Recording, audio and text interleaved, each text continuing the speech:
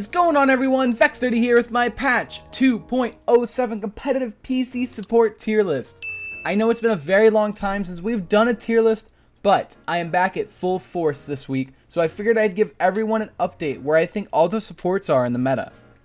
As I say in all my tier lists, these are my own opinions on supports at a competitive level, and I'm very curious to hear what everyone else thinks of supports right now. So be sure to leave a comment on what you think of the list and what changes you would make. Without further ado, let's jump right into this support tier list. Alrighty everyone, here we are with my patch 2.07 support competitive tier list, mainly for PC. Some console things here apply, but not really, so it's very hard for me to do tier lists on console. So just a disclaimer, as I said in the title, it's a PC competitive. So sorry console players, I can't really do a tier list on it because I don't play console, but let's jump into this. A couple other disclaimers though before we do. First of all, we are including Io in this list. Io has just came out to rank. She hasn't been scrimmed with much with many teams, so it's very hard to get a real gauge on her, but I have a general understanding on where I think she's going to be in the meta and the potential she has. So we are going to rate her today with all the other supports. Let's jump right into this. And to start, it's our bae, Furia. Furia, we are going to place her in S-. Now, none of the supports right now in general are extremely overpowered, so we probably won't go above S, but Furia, she is very strong right now. First of all, at a higher level, Cherish is the only talent you should be taking. Solar Blessing is not, even at lower levels, Solar Blessing is not worth it. Even when you can communicate with your team, it's still a little bit risky to use. Another thing that Cherish brings to the table is utility. You can now use your beam for stunning, zoning off areas, and making it easier for your team to push different areas with the stun and with the zoning for the chokeholds.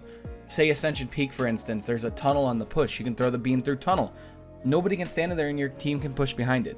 Furia has so much utility, and Cherish also brings damage that you don't have on Solar Blessing because you can focus on doing more damage, and more damage equals more ult charge. And that brings us to our second point. Furia's ult is, I think, is the best ult in the game because it brings 30% movement speed for the whole team, 30% damage amp for the whole team, and it is non-counterable. That being, when you press the ultimate button, you are CC, damage, every kind of immune you can be. So it goes off no matter what. It lasts for 8 seconds, and it has a pretty big radius. It's not map wide, but it's something you'll learn in game, and if you use it a few times, you know the radius on it. It is pretty big. So her ultimate's one of the best in the game. Her healing output is a little bit lower, so that's why she's not up towards S+. But since the ultimate's so good, her utility's so good, her damage is so good, I'm gonna go ahead and put her in S-. Furia, she is in a good spot in the meta. Io is next. Io, I've been playing a decent bit in casual, and I want to play her more in ranked. Let's start by saying I'm going to put her in A+. A lot of people don't think she's that good. I think she's pretty good, and especially in a competitive environment where you can communicate, she is going to be very good because her dog acts as like a Grok totem that you can constantly redeploy. Right, it doesn't have the CC immune, doesn't have any of that, but it is a constant source of healing for your team, and you say, hey, the dog, Luna, is here, come back for healing. Your team comes back, and that's free. That is free healing, and if you hide the dog well, Bulldozer will not matter late game. It will not get countered. Now, with Io, that's her first healing source. Second healing source is her right click. Her right click does, I don't remember the numbers off the top of my head. I believe it's 750 every second. Yeah, that sounds about right. About 750 every second, and it is a massive heal. The range on it is pretty decent. It's not the best, but it's not the worst. It could be better.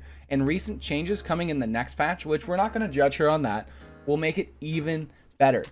Her ultimate is her weakest point, though.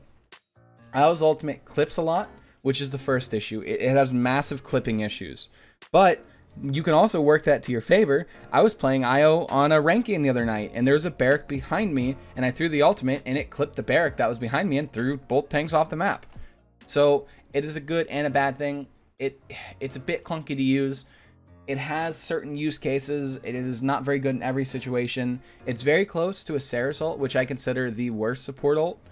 if not one of the worst. I would say the worst support ult.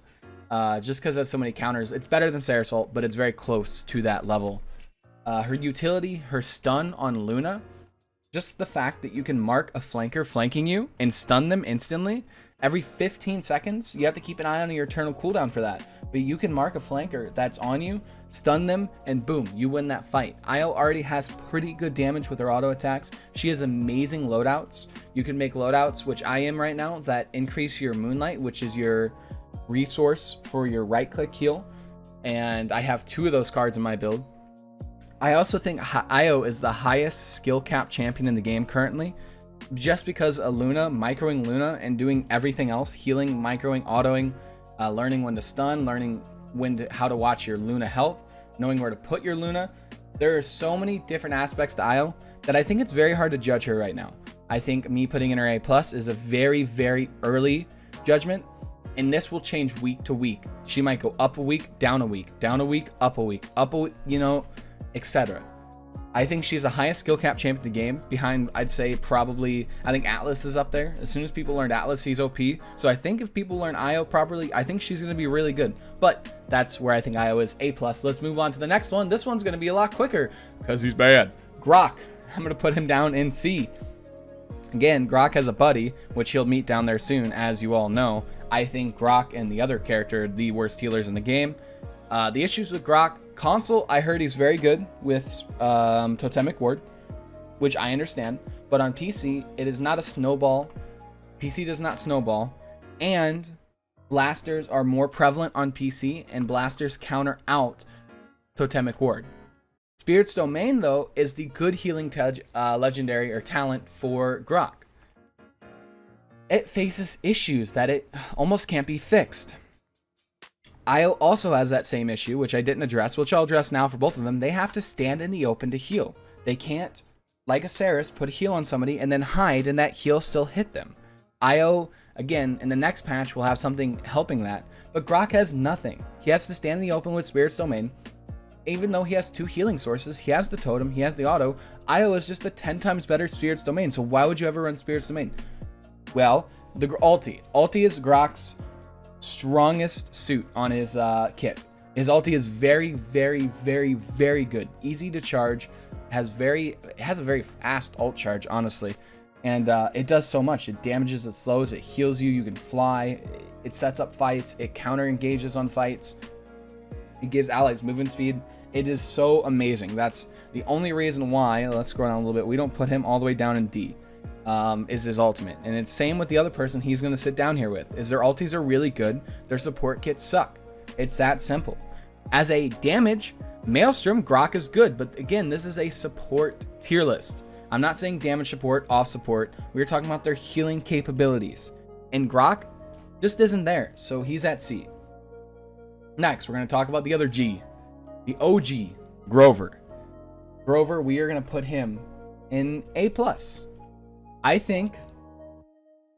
don't know how a lot of other supports feel about this, but I think Grover is one of the most undervalued supports right now on certain maps. Grover is not an every map, every use kind of support.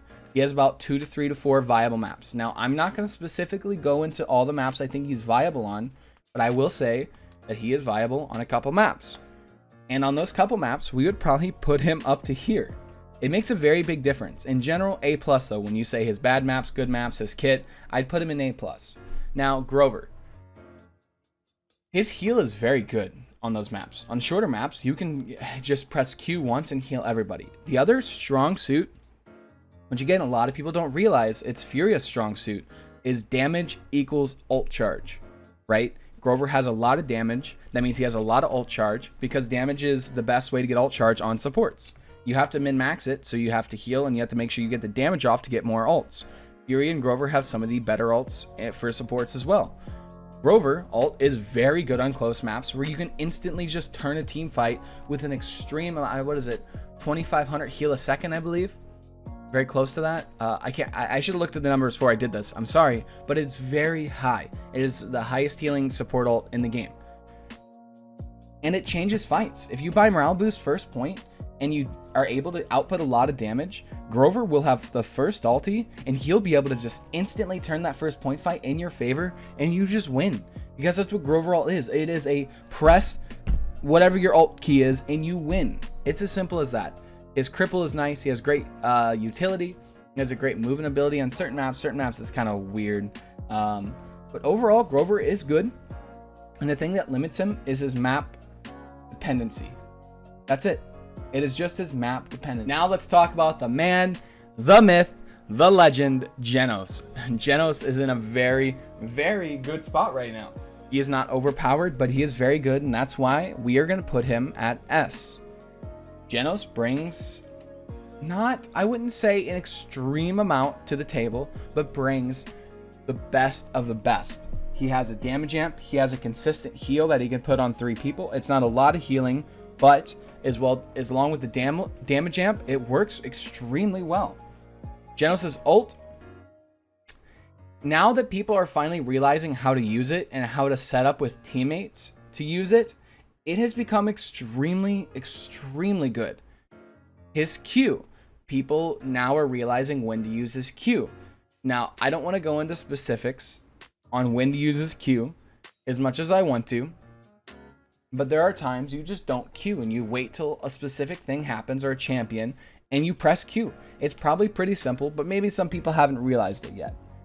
So his ulti, his Q utility, his healing, which was the biggest buff to Jenos when they added the 300 base heal whenever you right click somebody. Because his issue before was not being able to heal people fast enough out of combat. So that was his biggest problem, and now they adjust that, they help that. He still has the 15% damage amp. That's still amazing.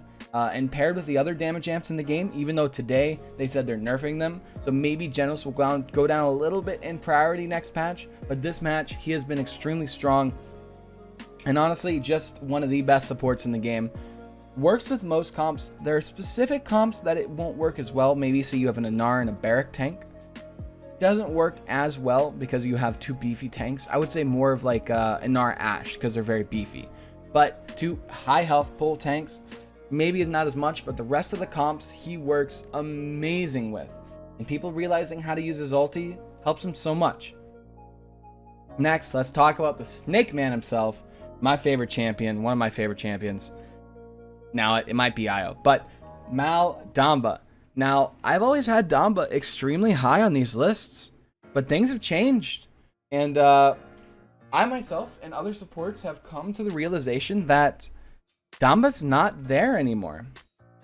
And there's one specific reason why. So that's why we're going to put him at A. That hurts. That hurts me. That hurts me. Hits me right here to do that. But he is just not that good anymore. And the main reason for that is one card, one change. Resilience. Resilience counters Damba hard. Because his healing is okay, his utility is a stun, his ultimate is a giant CC, and when you buy Resilience, it counters that hard.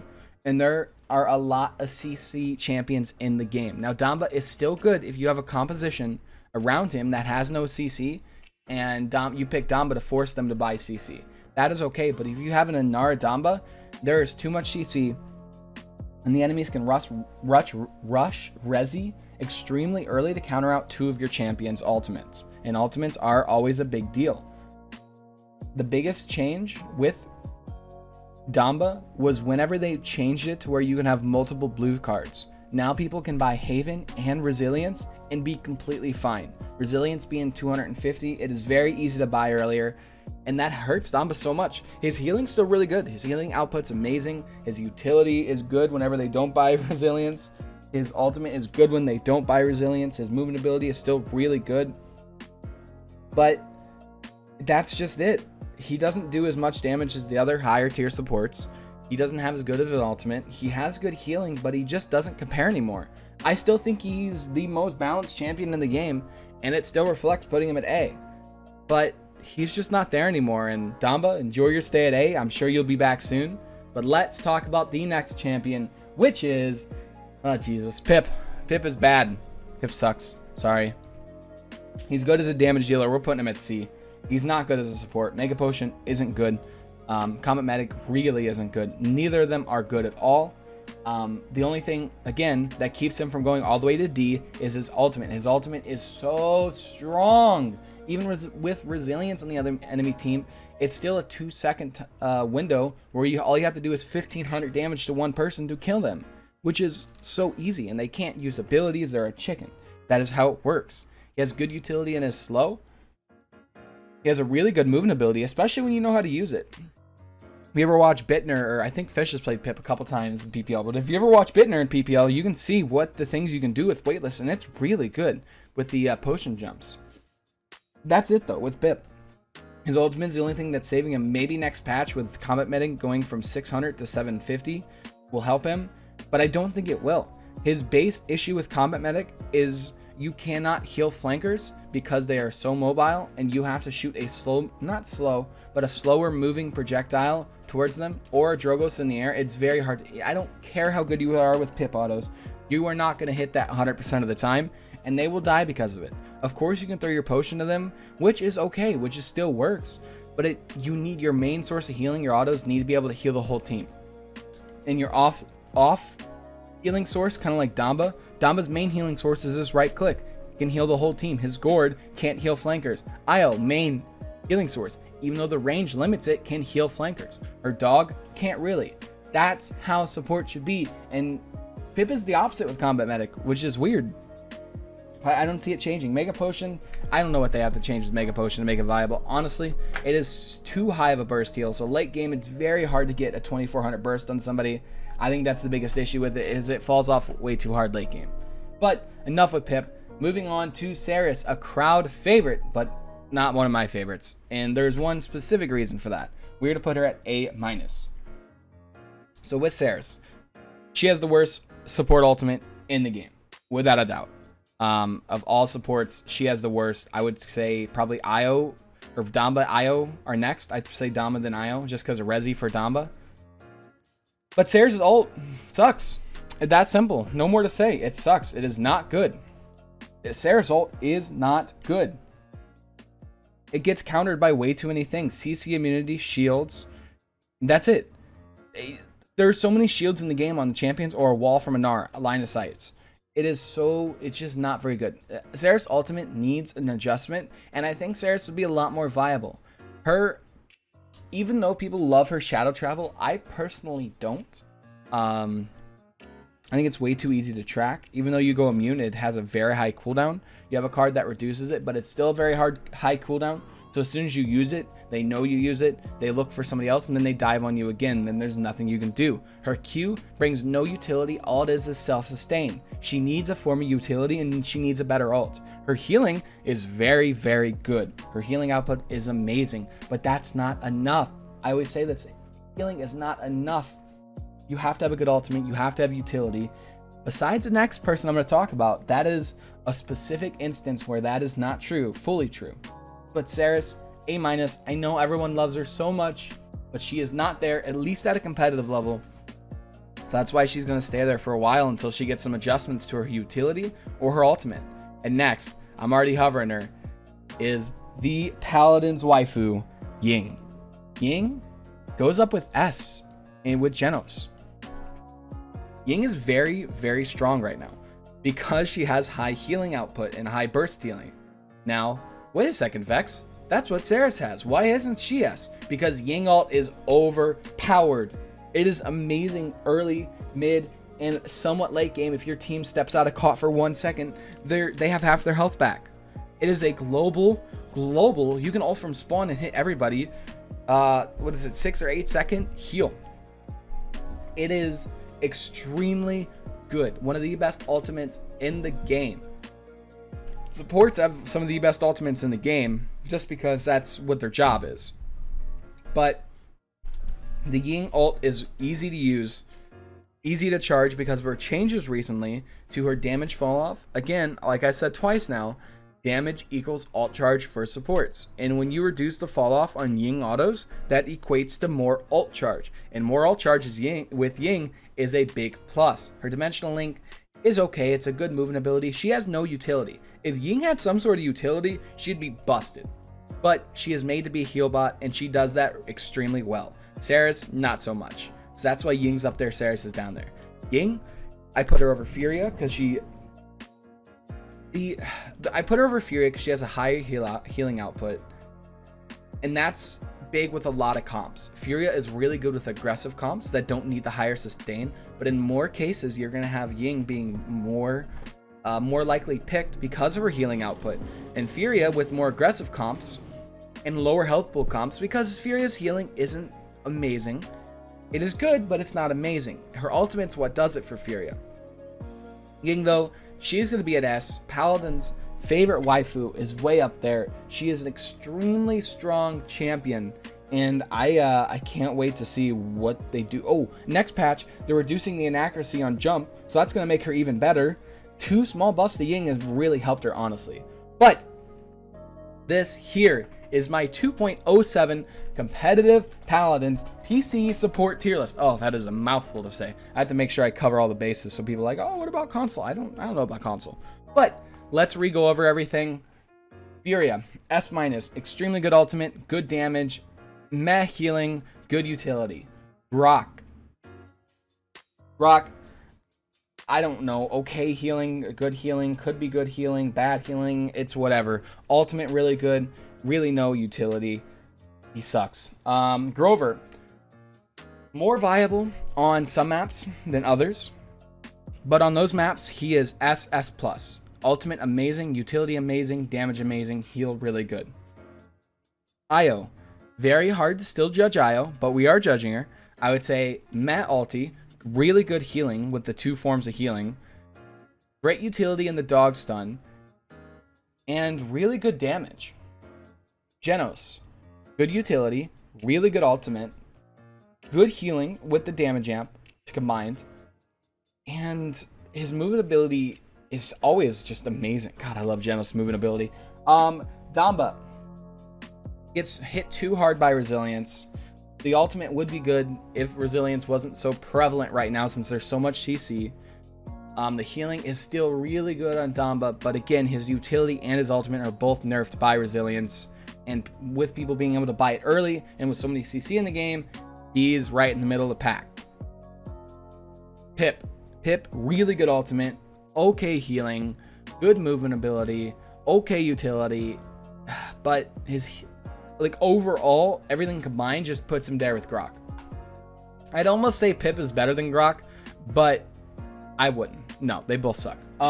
Saris, A-, crowd favorite, but her ultimate is doo-doo. She has no utility, really good healing output, and okay movement ability, so she's below Damba. Damba's ult still gets more effectiveness than Saris. Her healing, though, is extremely good. That's why she's not in B or C, but that's the only thing that keeps her hanging on. Ying, ultimate OP with Furia ultimate OP, both of them OP. Healing extremely good, utility, no utility, movement, it's okay. So that's why she's at S. She is very strong in this meta because the healing is just so good with the ultimate. The ultimate really is what does it for Ying, and you have to make sure you are getting ult charge and you are working on morale boost and you are hitting your autos, because that ult is everything on Ying because it just instantly turns a fight. That is all for this 2.07 tier list. I hope everyone enjoyed. Let me know down in the comments what you think, your opinions. Tell me what you think about the list. If you are a newer player, tell me what you think, your newer player opinions. But leave a comment on the video. Tell me what you think. And I hope you enjoyed the video. I also hope you enjoy your day, night, evening, morning, dawn, dusk, whatever it is where you live. And I will see you in the next one. Later. And a huge thank you to my Patreon supporters: Captain Splashclaw, Joshua Branchflower, Yosef Slaswa, Jazzy Caddis Game, MV Panda, and all other Patreon supporters. Thank you so much.